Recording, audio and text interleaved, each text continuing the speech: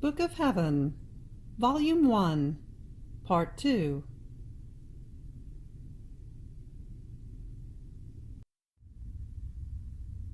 After these things, one day, after communion, I felt him within me, all love, loving me so much that I myself was very much amazed, for I saw myself as so bad and unrequiting. And I said within myself, if only I were good and requiting, I fear that he might leave me. I have always had this fear that he might leave me, and I still do, and sometimes the pain I feel is so great that I believe that the pain of death would be lesser, and if he himself does not come to call me, I can give myself no peace. While he wants to draw more intimately close to me. While I felt him inside of me in this way, through an interior voice he said to me, "My beloved, the things past have been nothing but a preparation. Now I want to come to facts, and in order to dispose your heart to do what I want from you, that is the imitation of my life, I want you to sink into the immense sea of my passion. And when you have understood well the bitterness of my pains, the love with which I suffered them, who I am who suffered so much, and who you are, a most wretched creature, your heart will not dare to oppose the blows, the cross, which only for your good I have prepared.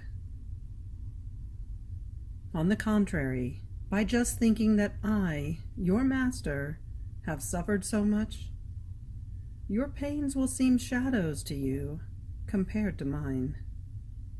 Suffering will be sweet for you, and you will reach the point of not being able to be without sufferings. My nature trembled at the mere thought of sufferings.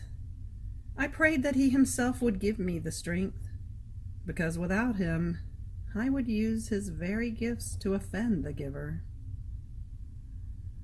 So I gave all of myself to meditating the passion, and this did so much good to my soul that I believe that all the good has come to me from that source.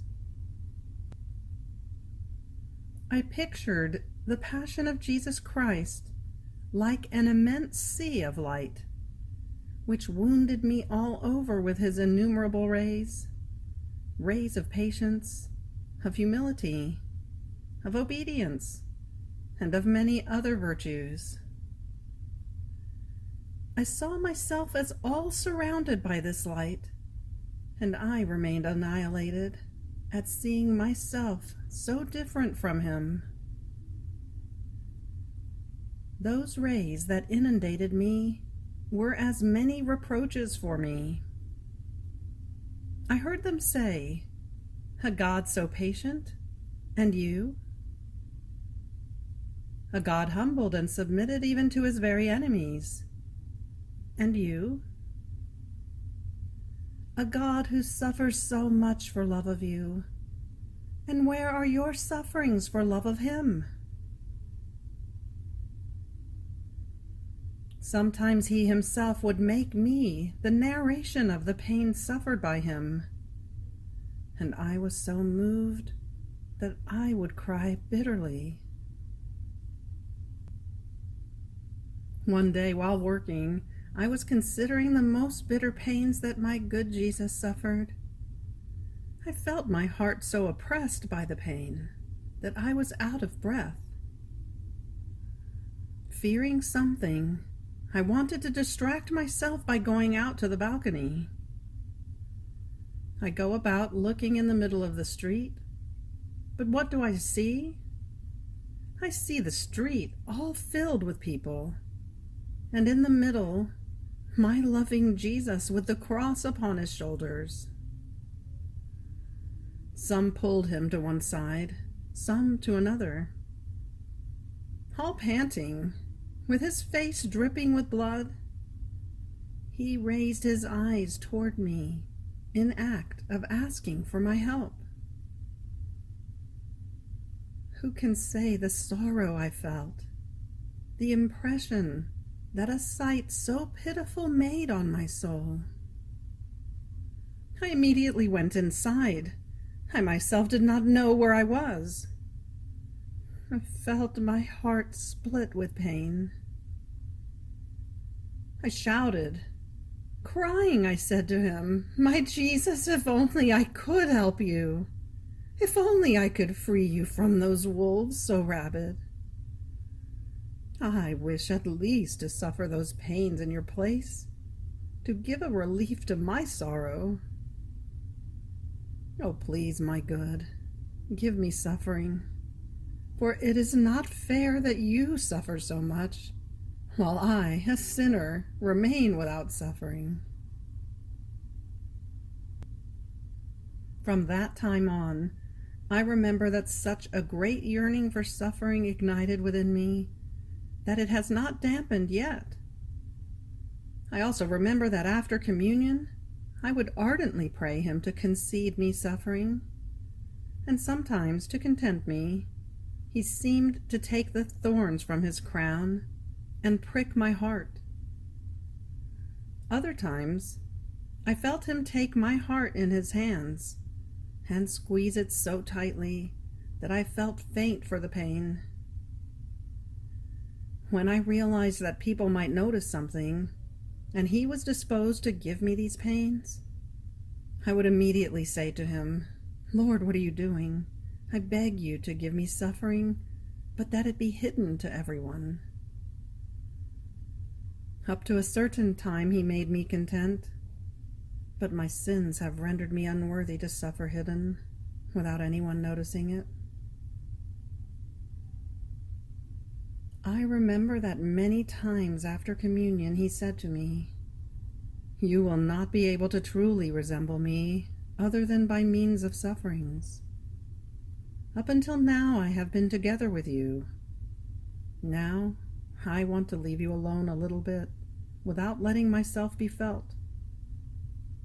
See, up to now I have led you by the hand, instructing you and correcting you in everything, and you have done nothing but follow me. Now I want you to do it by yourself.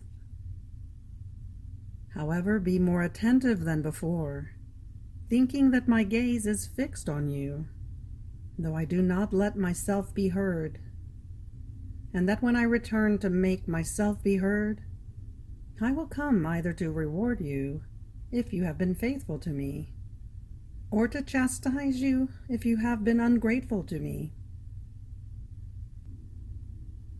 I would be so frightened and terrified upon such intimation, I would say to him, "Lord, my all and my life, how can I survive without you? Who will give me the strength? How can this be? After you have made me leave everything, so much so that I feel as if no one existed for me, you want to leave me alone and abandoned? Have you perhaps forgotten how bad I am, and that without you I can do nothing?" And because of this objection, assuming a more serious look, he would add, "The reason is that I want you to understand well who you are.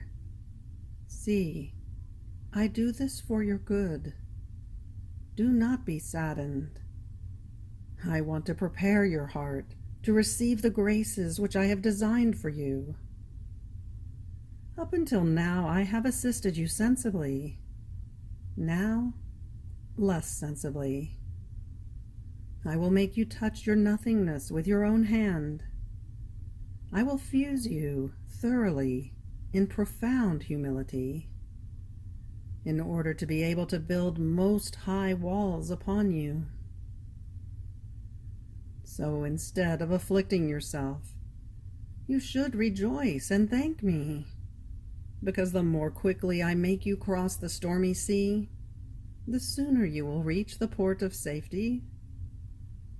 The harder the trials to which I will submit you, the greater the graces I will give you. Courage, then, courage, and I will come back soon." And in saying this, he seemed to bless me, and then he would leave. Who can say the pain I felt, the void he left in my interior, the bitter tears I shed? But I would resign myself to his holy will. It seemed that from afar I would kiss his hand which had blessed me, saying to him, "Goodbye, O holy spouse, goodbye." I felt as if everything was over for me, because I had him alone, and since he was missing, no other consolation was left to me.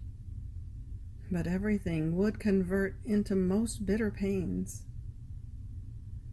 Even more, creatures themselves would provoke my pain, in such a way that all the things I would look at seemed to say to me, "See, we are works of your beloved.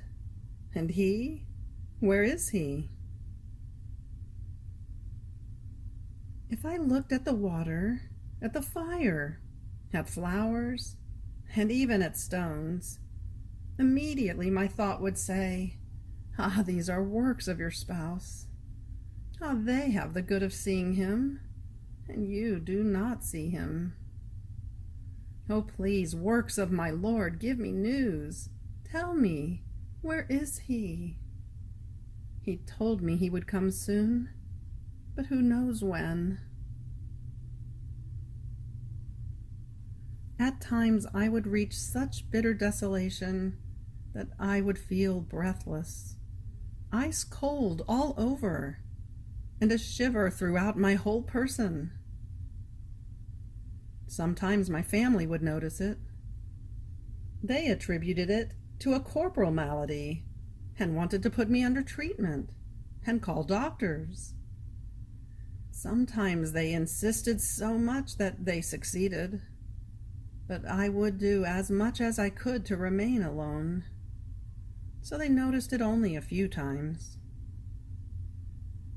I remembered still all the graces, the words, the corrections, the reproaches, and I could see with a clear eye how all the work done until then, everything had been the work of his grace, and that there was nothing left of me but the mere nothing and the inclination to evil. I could touch with my own hand how, without him, I could no longer feel love so sensibly, and those lights so clear during meditation, such that I would remain there for 2 or 3 hours. However, I did as much as I could in order to do whatever I used to do when I felt him within me, because I felt those words being repeated to me, "If you are faithful, I will come to reward you. If ungrateful, to chastise you." In this way, I would spend sometimes 2 days, sometimes 4, more or less, as he pleased. My only comfort was to receive him in the sacrament. Ah, yes, certainly I found him there. I could not doubt. And I remember that only a few times he would not let himself be heard, because I prayed him and importuned him so much that he would content me. However, not loving and lovable, but severe. After I would spend those days in that state described above, especially if I had been faithful to him, I would feel him come back within me.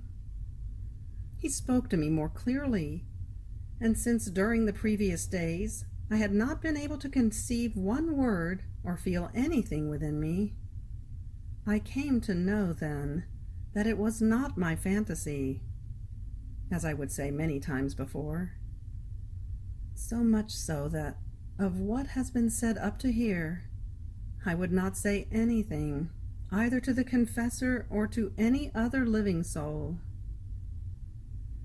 But I did as much as I could to correspond to him. Otherwise he would wage such a war against me that I would have no peace. Ah, Lord, you have been so good to me, and I still so bad. Continuing what I had started, I would feel him within me. I would hug him. I would clasp him to myself and say to him, "Beloved good, see how bitter our separation has been for me?" And he would say to me, "What you have gone through is nothing yet. Prepare yourself for harder trials. This is why I have come, to dispose your heart and to fortify it. Now, you will tell me everything you have gone through, your doubts and fears, all of your difficulties, that I may teach you how to conduct yourself during my absence." So I would make him the narration of my pains, telling him, "Lord, you see, without you I was unable to do anything good. The meditation, I did it all distracted, ugly, so much so that I would not have the courage to offer it to you at communion. I was unable to stay there for hours, as when I could feel you. I saw myself alone. I had no one with whom to converse. I felt completely empty. The pain of your absence made me experience mortal agonies. My nature wanted to hurry up, so as to escape that pain. More so since it seemed to me that I would do nothing but waste time, with the fear that, in coming back, you might chastise me because I had not been faithful. So I didn't know what to do. And then, the pain that you are continuously offended, and of not knowing when to do as you taught me before, those acts of reparation, those visits to the most holy sacrament for the different offenses you receive. Tell me a little bit then, what should I have done? And he, benignly instructing me, would say, Number 1, you were wrong in being so disturbed. Don't you know that I am Spirit of Peace, and the first thing I recommend is that you do not perturb the peace of the heart? When in prayer you are not able to recollect yourself, I do not want you to think of this or that, of how it is and how it is not, because by doing so, you yourself call the distraction. Instead, when you find yourself in that state, the first thing is to humble yourself, confessing yourself as deserving of those pains, placing yourself in the arms of the executioner, like a humble little lamb that, while being killed, licks his hand. So you, while seeing yourself beaten, disheartened, alone, you will resign yourself to my holy dispositions. You will thank me wholeheartedly. You will kiss that hand of mine that strikes you, recognizing yourself unworthy of those pains. Then you will offer to me those bitternesses, anguishes, tediums, praying me to accept them as a sacrifice of praise, of satisfaction for your sins, of reparation for the offenses that they give me. By doing so, your prayer will ascend before my throne as most fragrant incense. It will wound my heart, and you will draw new graces and new charisms upon yourself. In seeing you humble and resigned, all sunken into your nothingness, the devil will not have the strength to get close. And here is how, where you thought you were losing, you will make great gains. Number 2. With regard to communion, I do not want you to afflict yourself because you are not able to stay there. Know that this is a shadow of the pains I suffered in Gethsemane. What will happen when I make you share in the scourges, the thorns, and the nails? The thought of greater pains will make you suffer the minor pains with more courage. So when during communion you find yourself alone, agonizing, think that I want you a little bit as company in my agony in the garden. Therefore place yourself near me and make a comparison between your pains and mine. See, you, alone and without me, and I, too, alone, abandoned by my most faithful friends who are there sleeping, left alone even by my divine Father, and then in the midst of most bitter pains, surrounded by snakes, by vipers, by rabid dogs, which were the sins of men, and yours were there too, doing their part,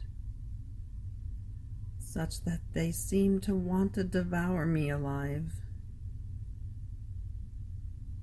My heart was taken by such grips that I felt it as if it were under a press, so much so that I sweat living blood. Tell me, when have you arrived at suffering so much? Therefore, when you find yourself without me, afflicted, empty of any consolation, filled with sadnesses, with worries, with pains, come close to me. Wipe that blood from me. Offer those pains to me as relief for my most bitter agony. By doing so, you will find the way to be able to remain with me after communion. It is not that you will not suffer, because the most bitter pain I can give to the souls dear to me is to deprive them of me. But by thinking that with that suffering of yours you give relief to me, you will also be content. Number 3. As for the visits and acts of reparation, you must know that everything I did in the course of 33 years, from when I was born up to when I died, I am continuing in the sacrament of the altar. Therefore I want you to visit me 33 times a day, honoring my years, and also uniting with me in the sacrament, with my own intentions. That is, reparation, adoration. This you will do at all times. With the first thought of the morning, fly immediately before the tabernacle in which I am present for love of you, and visit me.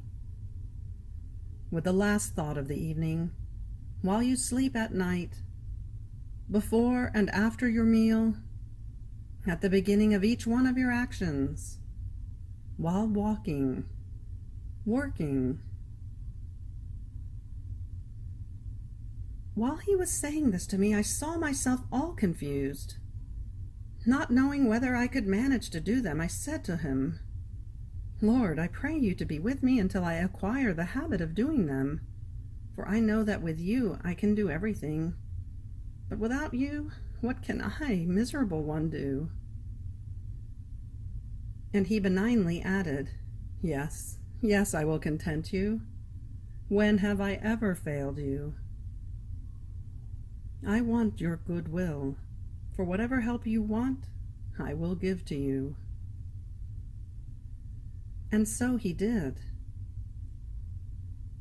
After I had spent some time, now with him and now without, One day after communion, I felt more intimately united to him. He asked me various questions, as for example, if I loved him, if I was ready to do what he wanted, even the sacrifice of my life for love of him. He also said to me, "And you, tell me what you want. If you are ready to do what I want, I too will do what you want." I saw myself all confused. I could not understand that way of operating of his. But with time, I understood that that way of acting is when he wants to dispose the soul to new and heavy crosses. And he knows how to draw her so close to himself with those stratagems that the soul does not dare to oppose what he wants. So I said to him, "Yes, I love you, but you tell me yourself, can I find anything more beautiful, more holy, more lovable than you? And then why ask me if I am ready to do what you want, when it has been so long since I delivered my will to you, and I prayed you not to spare me even tearing me to pieces, as long as I may give you pleasure? I abandon myself in you, O holy spouse. Operate freely. Do with me whatever you want. Give me your grace, for by myself I am nothing and can do nothing." And he repeated to me, "Are you truly ready for anything I want?" I saw myself more confused, annihilated, and I said, "Yes, I am ready," but almost trembling. And he, compassionating me, continued to tell me, "Do not fear, I will be your strength. It is not you who will suffer, but I myself will suffer and fight within you. See, I want to purify your soul from every slightest spot which might hinder my love in you. I want to test your faithfulness. But how can I see if this is true, other than by placing you in the midst of the battle? Know then that I want to put you in the midst of demons. I will give them freedom to torment you and to tempt you, so that after you have fought the virtues with the opposite vices, you may already find yourself in possession of those very virtues which you think you are losing. And then your soul, purged, embellished, enriched, will be like a king returning victorious from a most fierce war, who, while he thought he would lose what he possessed, comes back more glorious and filled with immense riches. Then will I come. I will form in you my dwelling, and we will be always together. It is true that your state will be painful. The demons will give you no more peace, either at daytime or at night. They will always be in act of waging a most fierce war against you. But you always keep your aim at what I want to make of you, that is, making you similar to me, and at the fact that you will not be able to arrive at this other than by means of many and great tribulations. In this way, you will have more courage to bear the pains. Who can say how frightened I was at such announcement? I felt my blood freeze, my hair curl, my imagination filled by black ghosts that seemed to want to devour me alive. It seemed to me that, before putting me in that painful state, the Lord gave freedom to everything I was to suffer, and I saw myself surrounded by all this. So I turned to him and I said to him, Lord, have pity on me. Oh, please, do not leave me alone and abandoned. I see that the rage of the demons is such that they will not leave even the dust of me. How shall I be able to resist them? My misery, and how bad I am, is well known to you. Therefore give me new grace that I may not offend you. My Lord, the pain that most torments my soul is to see that you too must leave me. Ah, to whom shall I say a word any more?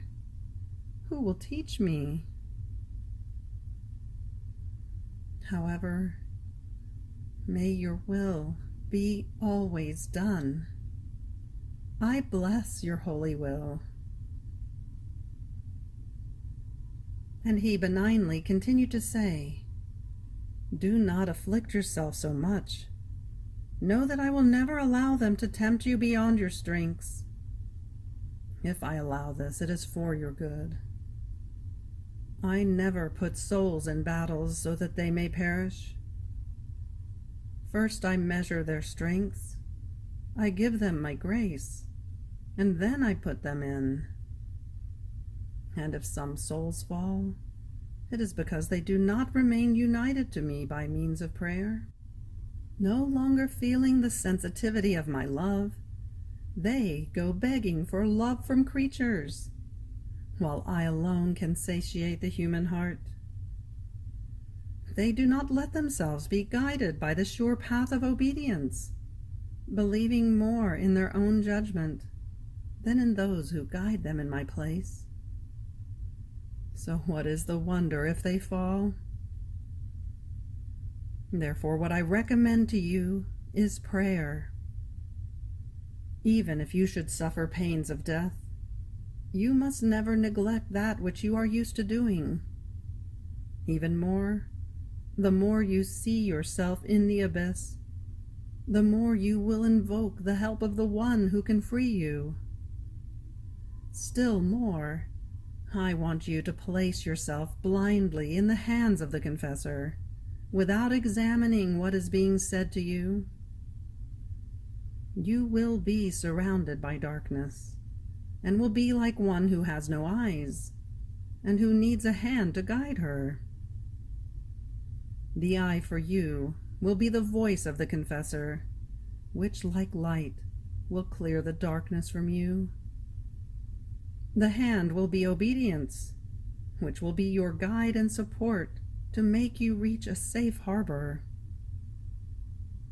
The last thing I recommend to you is courage.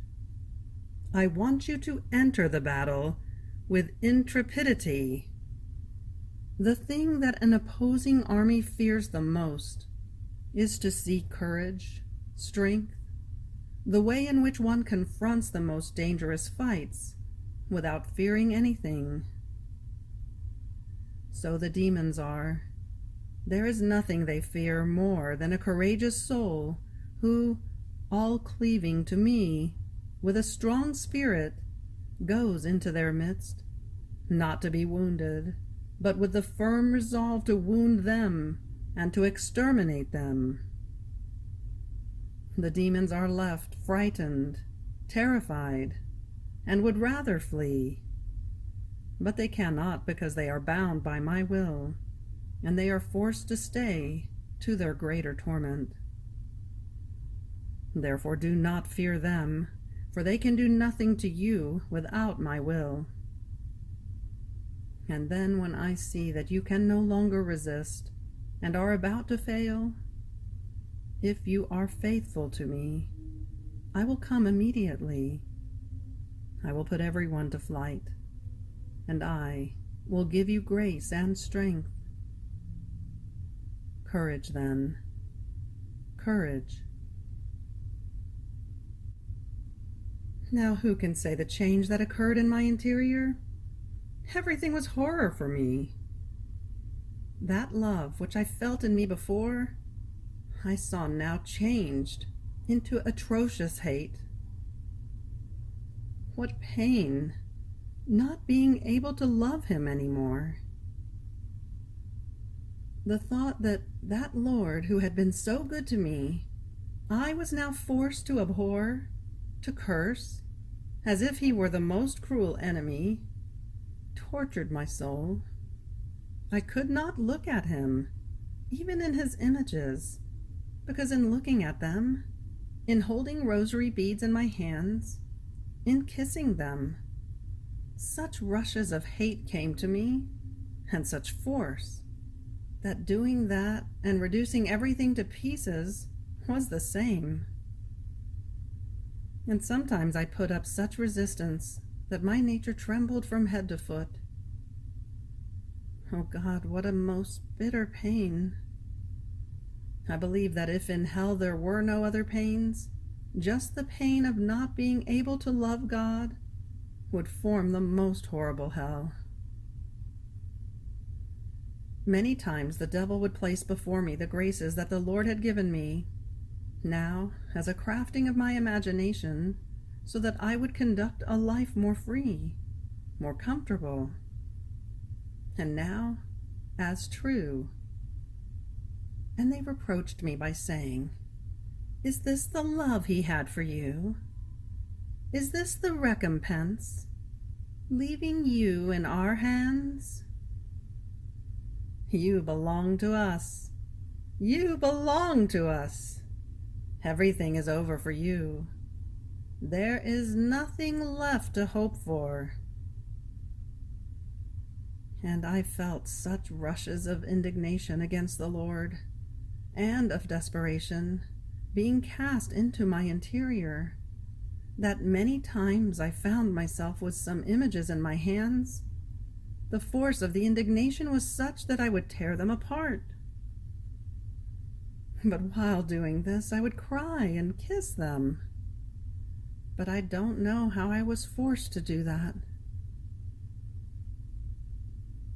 Now who can say the torment of my soul? The demons made feast and laughed. Some would make noise from one point, some from another.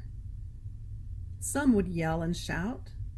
Some would deafen me with screams, saying, "See how you belong to us. There is nothing left but taking you to hell, body and soul. And then you will see what we will do to you." Sometimes I felt myself being pulled, now my clothes, now the chair on which I was kneeling. They would move it and yell so much that I could not pray. And sometimes the fear was such that, thinking I could free myself, I would go and lay down in bed, since these dins occurred mostly at night. But even there, they would follow me, pulling the pillow and the blankets. Now who can say the fright, the fear I felt? I myself did not know where I was, whether on earth or in hell. The fear that they would really take me away was such that I could no longer close my eyes to sleep. I was like one who has a cruel enemy who has sworn to take his life away at any cost, and I believed that this would happen to me as soon as I would close my eyes. Therefore I felt as if someone putting something inside of them in such a way that I was forced to keep them wide open to see when they were going to take me away.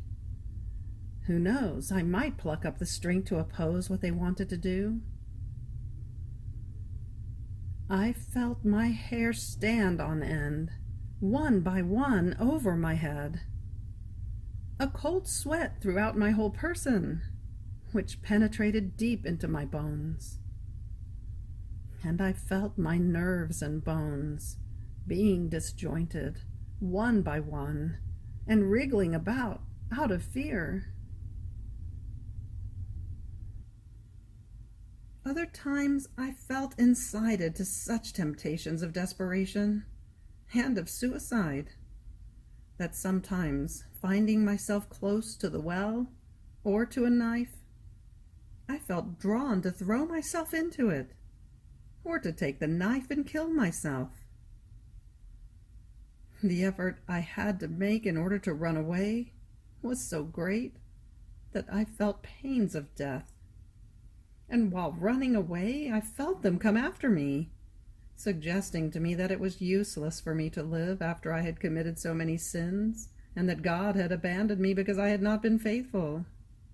Even more, I felt as if I had done many wicked deeds, which no soul in the world had ever committed.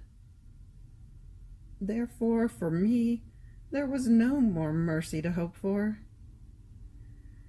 In the depth of my soul, I felt repeat, "How can you live as an enemy of God? Do you know who that God is whom you have so much offended, cursed, hated? Ah, that immense God who surrounded you everywhere, and you, under his very eyes, have dared to offend him. Ah, now that you have lost the God of your soul, who will ever give you peace?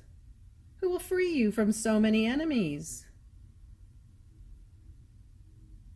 The pain was such that I did nothing but cry. Sometimes I would start to pray, and I would feel the demons come over me to increase my torment, and some would beat me, some would prick me, some would suffocate my throat. I remember that once, while I was praying, I felt my feet being pulled from underneath the earth, and the earth open, and flames come out, and I was sinking into it. The fright and the pain were such that I remained half dead, so much so that in order to make me recover from that state, Jesus Christ came and consoled me. He made me understand that it was not true that I had placed my will to offend him, and that I myself could know this from the most bitter pain that I felt, that the devil was a liar, and that I should not pay attention to him. That for now I had to have patience in suffering those bothers, and that later peace would come. This would happen from time to time, when I would really come to the extremes, and sometimes in order to put me into more bitter torments. In the act of that comfort, the soul would be convinced, because before that light, it is impossible for the soul not to learn the truth. But then, when I was in the fight, I would find myself in the same state as before. He, the devil, also tempted me not to receive communion, persuading me that after I had committed so many sins, it was a boldness to go there, and that if I dared to, not Jesus Christ, but the devil would come, and would give me so many torments as to make me die. However, obedience would win. It is true that sometimes I suffered mortal pains, such that I could hardly come round after communion. But since the confessor absolutely wanted me to receive it, I could not do otherwise. I remember that quite a few times I did not receive it. I also remember that sometimes while I was praying in the evening, they would turn off the lamp. Sometimes they would let out such roars as to strike fear, other times feeble voices as if they were dying. But who can say all that they would do? It is impossible. You have reached the end of the Book of Heaven, Volume 1, Part 2. Fiat.